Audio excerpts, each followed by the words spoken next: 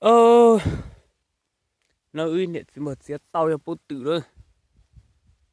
Thì cho nó ở cú cờ kia đi. Cho một xe là họ tử xe mà sẽ hai nữa. Thì họ các kế đến nó thế. Hai nó kỳ cầu bỏ các kế nó.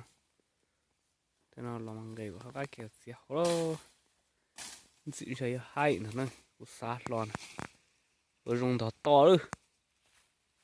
To cú chỉ to bác khởi co nữa. Xe to. Ngon nó to dùng co hành ơi. Bộ nó to bộ bỏ tụi mông nữa. Mông một rậu rồi hậu lại. Hậu khó nó nữa. Cúi một rậu rồi hậu xem này. Để nên sau xem này. Họ dùng chả. Hai thì tía. Bên nó.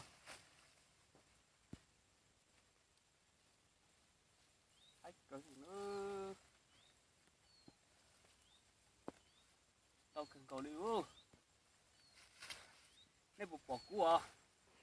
Cua bỏ mến mến luôn nọ thế này.